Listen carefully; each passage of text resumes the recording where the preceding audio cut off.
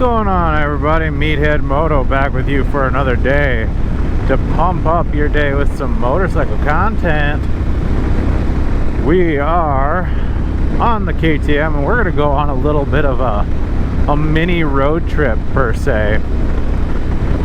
My wife sent me a pop-up camper that she's kind of interested in, and naturally I don't really have a lot going on at the end of the day today, so we are going to go on over and check it out. It's a little ways away. It's about 50 minutes away or so, based off of the fastest route from Google. Well, naturally there's a different way I want to take that's maybe a little bit more fun and exciting, but that does mean that we got a little bit of a stretch to go for it. But I won't be boring you all with that video, the full ride out there, at least I don't think.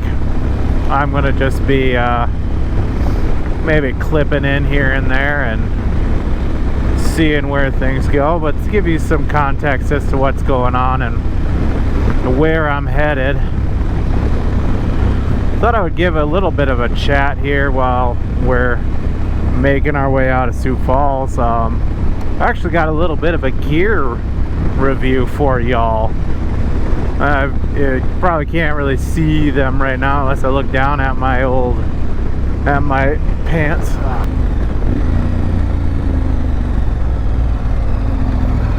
Yeah. Oh. You could stop at the line. That'd actually be a smart idea. But anyway, right now I am actually wearing some motorcycle pants, riding pants. They're from HWK Moto. I'm pretty sure if you guys, or I'm pretty sure it's called a HWK, HWK. I feel like HWK is a long name. Anyway, they're HWK Moto pants. Been using them now for a couple weeks. Wearing them every time I ride. I've decided that I've gone a number of years without actually having riding pants, and those days are done now that I got little kids to look out for. You know, my twins are 6 months old at this point. Like, I need to start being cognizant of being as safe as I possibly can on two wheels. So I mean, I've always worn a helmet, always worn gloves, but now I'm wearing riding pants with the extra abrasion resistant, because we all know that jeans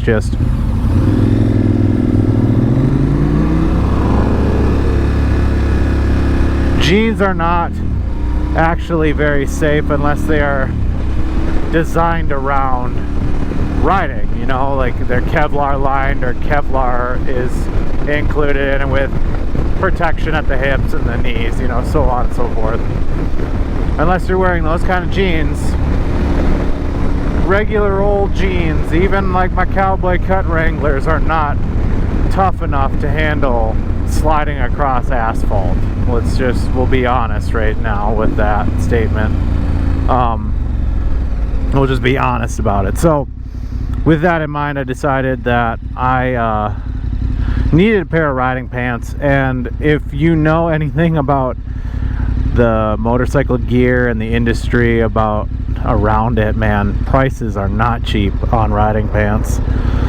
Like, if I wanted to go full ADV daddy and get some climb gear, man, I would have had to take out another loan on just gear alone. My God. Avoid that crater.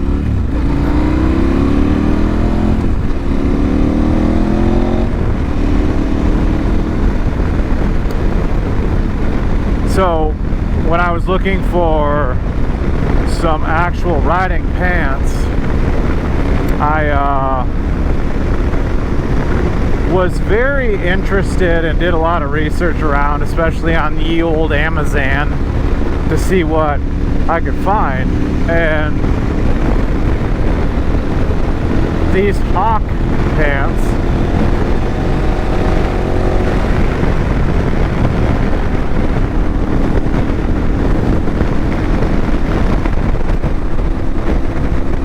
were one of the first ones that showed up, and at 57 bucks, 60 bucks, I was like, okay, I'm curious how many reviews we got. Hey, and it has like 14,000 reviews on the pants. And I'm like, all right. This seems like a decent gamble at this point, you know, 14,000 people and it's got like 4.5 stars. Like, what's the worst that can happen? So bought a pair and have been using them for a while, and I wear them as regular pants. It's not quite cold enough out to, well, definitely not cold enough out. It's 86 degrees Fahrenheit.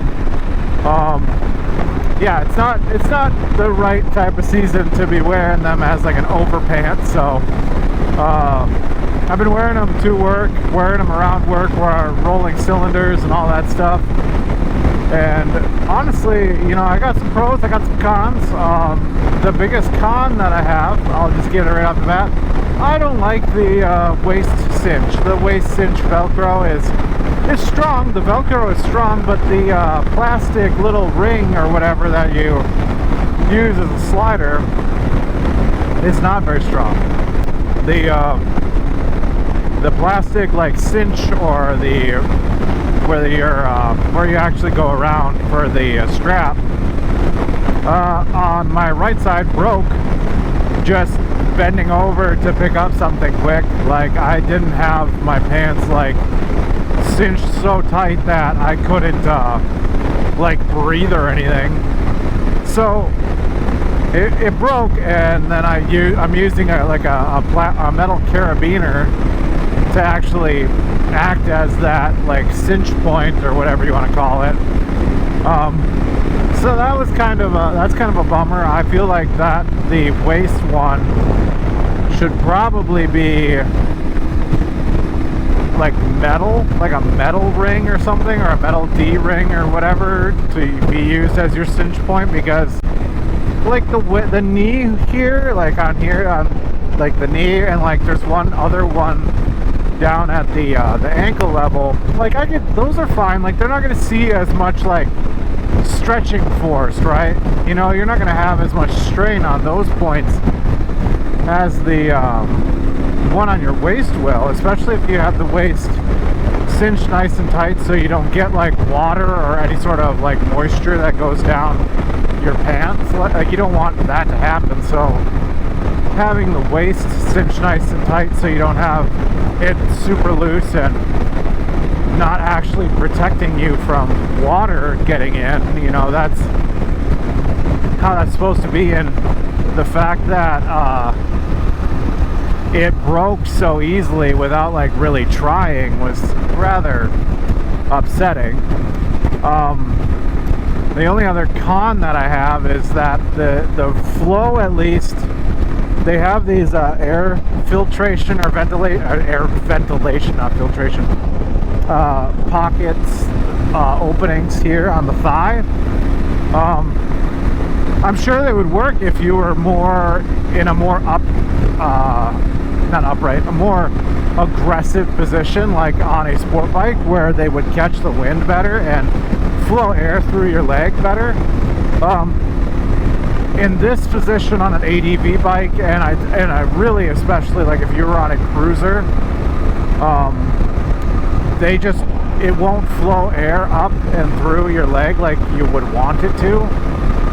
So it's kind of not necessarily useless. Like, I do feel like there's some heat being extracted, but it's not like I'm getting a lot of air movement down my leg necessarily. So it's kind of there, it's kind of not. It's useful, but not necessarily beneficial, depending on what kind of riding position you're in. So that being said, the positives though, the price point is absolutely phenomenal at $60. I think that if more pants were in that approachable range of like under $100, there wouldn't be a lot more people riding with designer jeans on anymore, you know? If a lot more jeans and stuff or these pants were in that sub $100 range, I think you'd have a lot more people willing to ride or buy riding pants as part of their gear. I feel like pants are usually where people skimp, like jackets, helmets, gloves, and even boots are I think the next worst, if not the worst thing people miss out on. But most people get the jacket, the gloves, and the helmet, right? So like the next thing that like you really should have is pants, but it's also pretty easily forgotten and ignored because a lot of the riding pants are so tailored to riding specifically. They're not comfortable to wear doing anything else. And I gotta say that these pants are actually pretty comfortable for me to work in daily in a warehouse, you know. And the armor in the hips and the knee are a perfect position for me, especially for riding, and they don't get in the way when I'm walking around or are uncomfortable by any means. The material is water resistant, not waterproof. That's a pretty big point. Like everything can be water resistant in some regard. It's just how long it resists water. That's the big question. In the case of these pants, they're pretty water resistant. I've gone through some foggy days, some misty days where I had some moisture that condensed on the bike as I was riding through it, and my pants were dry, my legs were dry, everything was dry on me, except like my jacket's not water resistant, so that had enough water pooled up in the elbows and stuff that I could feel it, but I couldn't feel anything with the pants. So that's one nice point, is that the pants are actually water resistant and pretty damn helpful if you're going to be going a distance where you don't know what the weather is going to be, or if you're like, I'm going for a ride and I want to be decently prepared for the fact that I might run into a shower or two here and there. I wouldn't choose these pants if I was going in torrential downpour. I would definitely have actual rain gear on, but going on a ride where you're like starting out in good weather and it's going to like maybe rain for like 20 or 30 minutes of your ride, yeah, fuck it, these are great pants for that. I will say I do like the cinch points for tightening it down, despite the waist one being a dud in some ways. I do like the one right above the knee and the one at the ankle to keep these parts of your pants just like flopping around in the wind and beating up on yourself and all that. And another thing that I really do like about these pants is the pocket space. The cargo pant style is really nice if like for me, if I didn't want to have the bags on the back of the bike and I wanted to just go for a cruise without the extra weight of the bags, but I need to carry my phone and stuff on me, like if I don't want to carry it in my jacket, boom, side pocket of the cargo pants is really nice. There's also another phone like waterproof pocket or water resistant pocket where you would normally find on jeans, like your front pocket. There's a couple of those and they zip closed as well, which is really nice.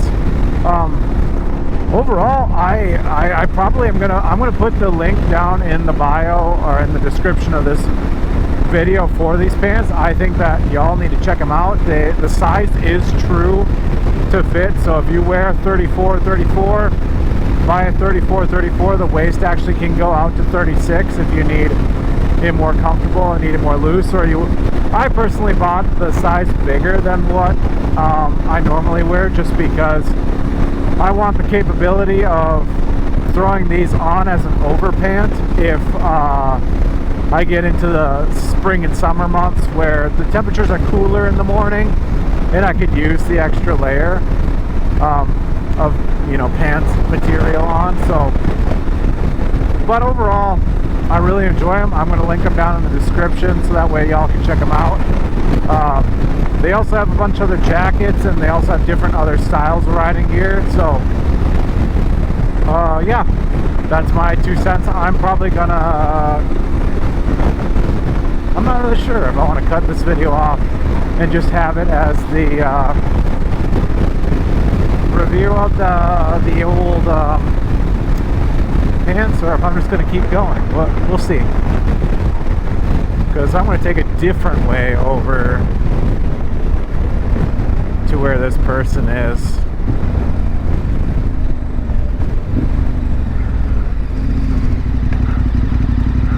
I think I'm going to cut this video so I can avoid some of this traffic. I'll see you in a bit. Alright, we're back out of all the traffic and road construction. Back to it. Hot tour. Yeah, something that we've been debating for a while is getting a camper of some sort, just because, like, both my wife and I love to travel, and we want to share that with the twins. And I mean, granted, they're at an age right now where they're not going to remember anything, but it doesn't mean that we won't remember it. So we want to start making some of those kind of memories, and that means that, like, in order to go and travel sometimes, you need a place to stay when you travel, right? Like, that's no-brainer. That's always going to be the case. Like, but the issue is that, like, places just keep getting more and more expensive to stay at. Hotels are not ideal with twins because there's all sorts of other noises from other people. You don't know how loud they're going to be and what kind of ruckus they're going to create, and if it's going to disturb the kids in their sleep schedule and stuff like that. And then, like, Airbnbs are god-awful expensive nowadays too to stay at, even just for a couple of nights. So we've gone back and forth on, like, a camper, and it really hasn't been that there's been one that I'm like, oh my god, we need to check out or anything. And I've also not been looking that hard. It's her thing that she really wants to, that she gets to choose. Like, I get a say, but you know how it is. But anyway, she saw this one today, and honestly, for the price point that it's at, if it's in really good shape, like the seller says it is, it'd be kind of stupid to not try it. Like, we'll have to find a place to store it, which her brother's got a shed that hopefully he could make space for it. So then, there's the storage, whatever we need to pay him a month for him to store it. Like, that's easy enough. No credit applications or anything like that, or like most storage units are. But it'd be something that, like, makes traveling a lot easier, and it's something that I really love to do, is travel and see new things. And with it being a pop-up camper, it's with my 1500 truck, it had no problem towing it. So then, I could easily probably load up the truck with the bike in the back and have no problem taking the truck, the bike, the truck taking the bike and the camper, as well as everybody else, and in with me or with us out places. Should have no problem doing that. But if it's pop-up campers, can be kind of iffy. Like, some of them can be really in rough shape, and they're they're not even worth the $1,000 that they're offering. And then there's other times where wanting, and then there are other times where a really pristine camper is then a stupid amount of money because they know what they got. It's also Facebook Marketplace. It could be can tend to be kind of a crapshoot for good things.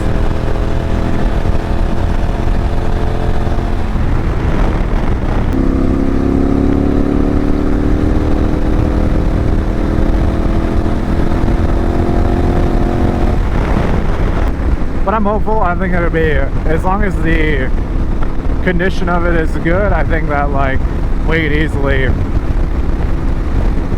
swing it and make it happen, Captain.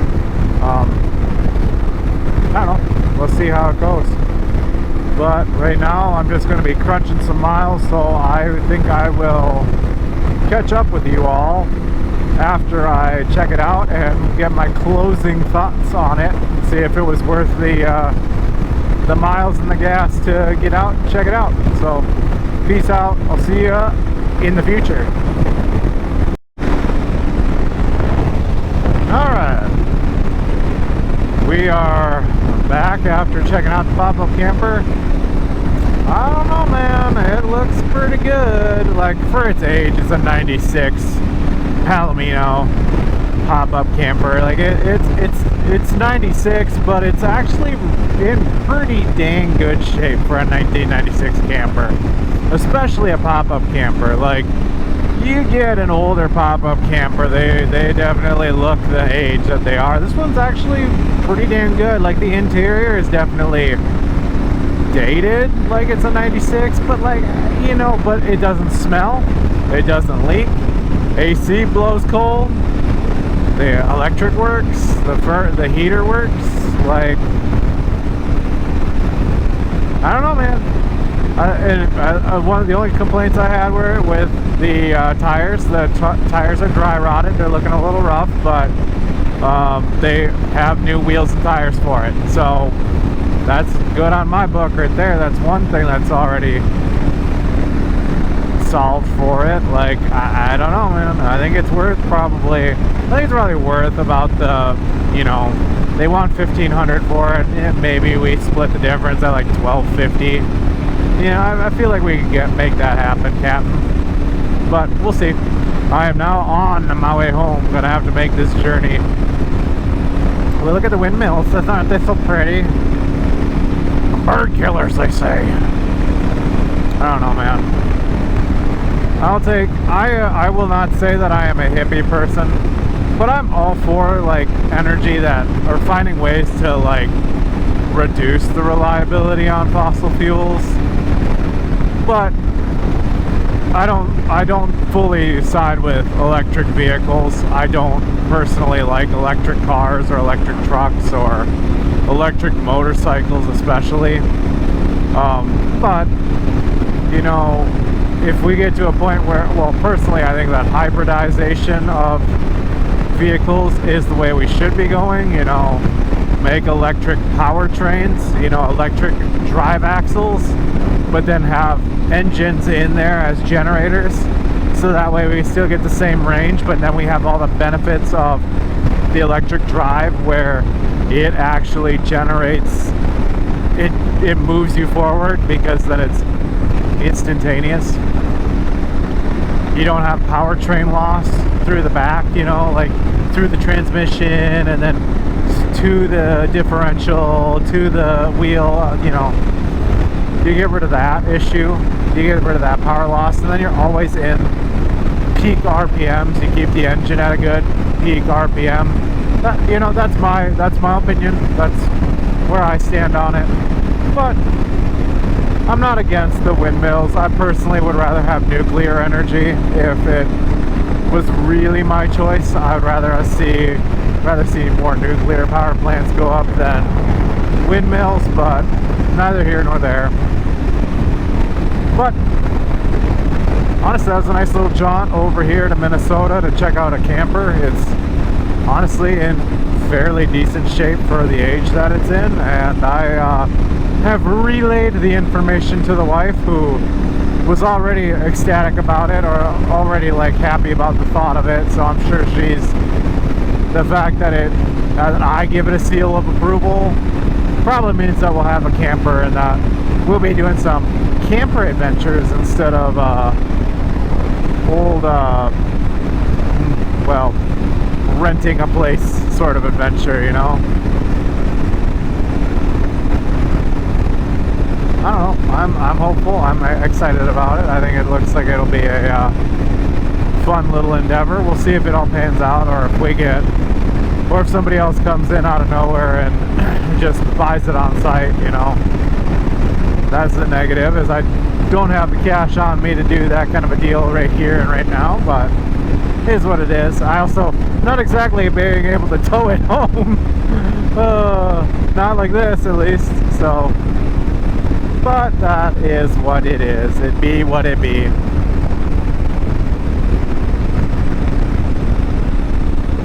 I don't know, man.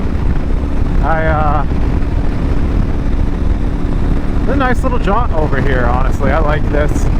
Southwest Minnesota gets a bad rap. There's not really a lot to look at, but you know, somebody once said that looking out over the plains like this is a lot like looking out over the ocean. It's a lot of nothing, but at the same time there's a lot of stuff in there as well. That if you can think of all this land as like a rolling ocean with the grass reacting to the wind, and there's cows and deer and all this other wildlife that inhabit this large expansive ocean of grass and, well, obviously farmland. Like, if you can think of it like that, it does make this a lot more beautiful. And like being able to see off the bluff line off in the distance of where the elevation is changing, and you're rising up and then you come down and then you come back up and come down, like, it does make it a little bit more beautiful. Like, it's not big mountains, but it's definitely something. So, but that's all for this video. I'm glad you all stuck around with me for this adventure as I went and checked out a camper and rambled about some things, and also gave a quick little review of some motorcycle pants. Go to the description, check them out, see if they got your size. I recommend them. If you are just riding in jeans, please consider picking up some waterproof pants, not only, or water resistant pants. It definitely will make it less intimidating to ride in inclement weather, I would say, knowing that you're not going to get as soaked as if you're going to just be riding around in jeans. Plus, there's that added layer of protection of the knee pads, the hip protection, and this material is more abrasion resistant than your designer jeans from Ariat or Wrangler or Levi or God knows who else makes jeans that maybe make your ass look good, but your ass isn't going to look very good after it's scraped along the pavement like a crayon. So that was my 2 cents. I hope y'all find this video enjoyable, and I will be seeing you in the next one. Peace out.